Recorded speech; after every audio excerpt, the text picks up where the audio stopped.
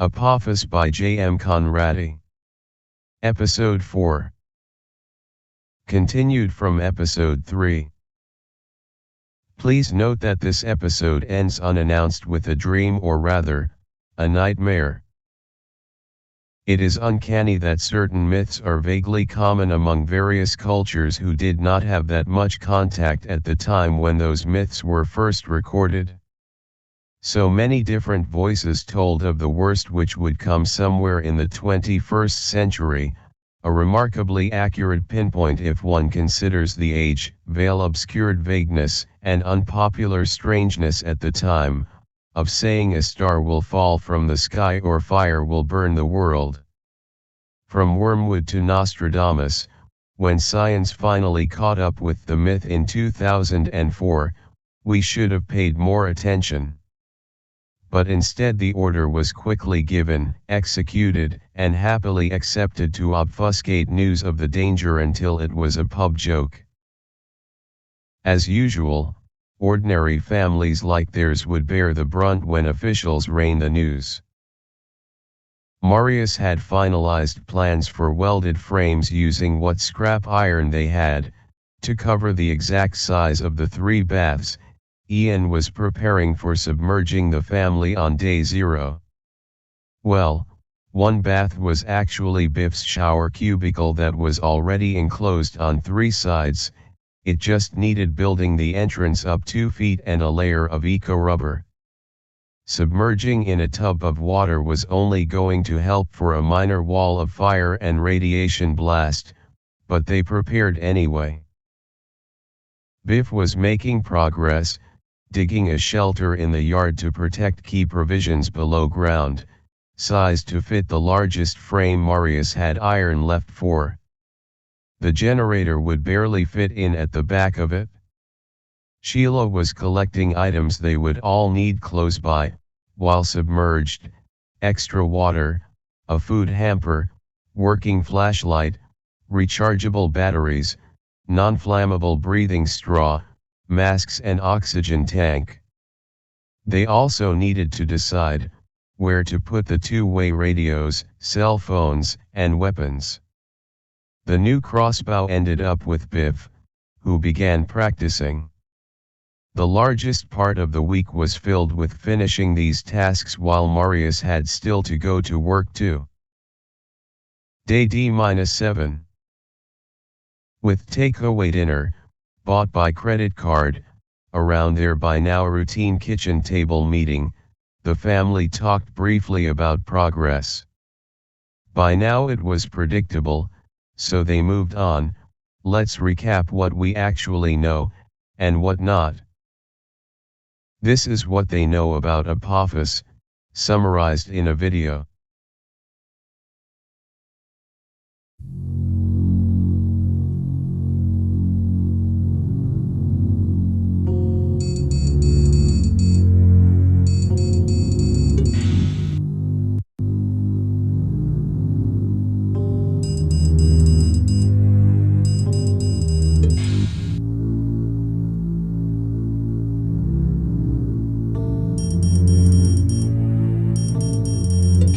Of Apophis impacting Earth is about 100,000 times more likely than winning the lottery.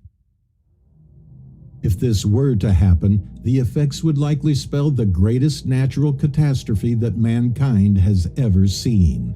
The Apophis impact event is estimated to have a kinetic energy of 1,200 megatons, which is over 40 times the energy of the aforementioned Tunguska meteor. This would be like detonating 80,000 Hiroshima bombs at the same point, all at once. The effect would be worsened if the meteor were to strike the ocean, as a resulting tsunami would devastate coastal populations on a near global scale. Life as we know it would likely take millions of years to recover. Then Ian said, "What we do not know for sure is what will actually happen, and, as usual, ordinary families like ours are apparently not supposed to know what will happen."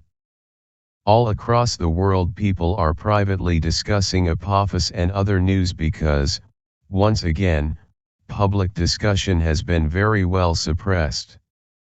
Anyone offering an opposing view has been ridiculed, censored, or even persecuted. It is January 2021 all over again. Sheila scoffed, "Not that again."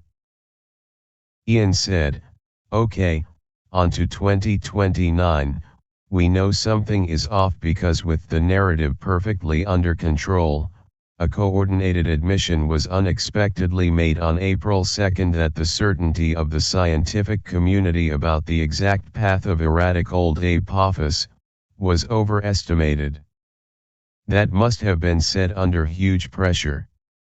We know the Indian government is not happy about something.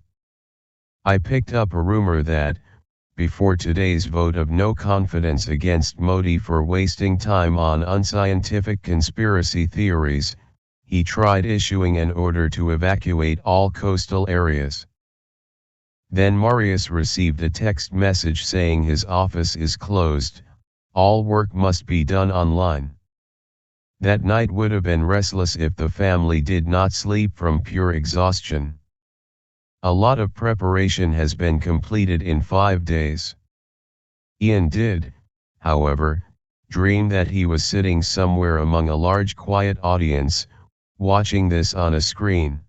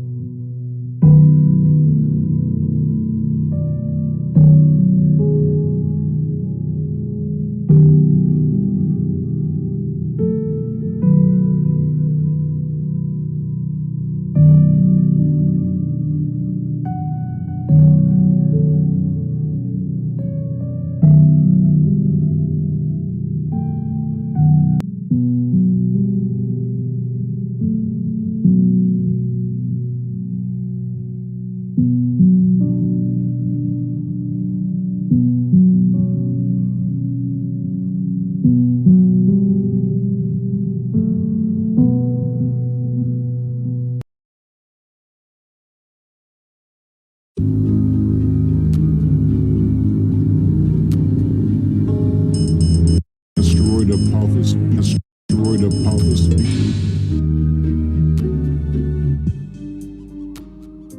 Asteroid Apophis.